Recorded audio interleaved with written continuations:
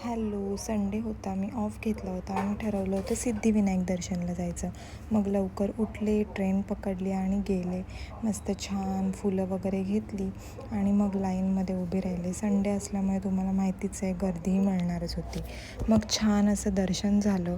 तुम्हाला जर सिद्धिविनायकला जायचं असेल तर नक्कीच ज्या व्यक्तीला माहीत आहे त्या ठिकाणचं त्यासोबतच जा, कारण की तिथे खूप जास्त फर्स्ट टाईम तुम्ही गेलात तर कन्फ्युजन होईल. VIP लाईन असते, पैसे देऊन लाईन असते आणि मुखदर्शनाची लाईन. असं फर्स्ट टाईम जर गेलात तर खूप जास्त कन्फ्युजन होईल. म्हणून ज्या व्यक्तीला माहीत आहे त्यांसोबत गेलात तर तुम्हाला सोपं पडेल.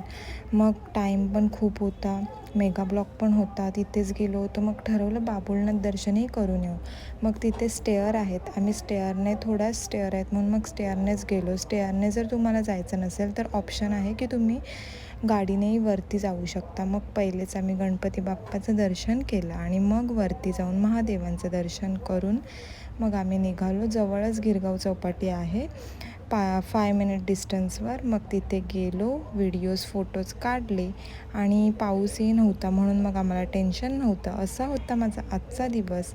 Thank you for watching. बाय.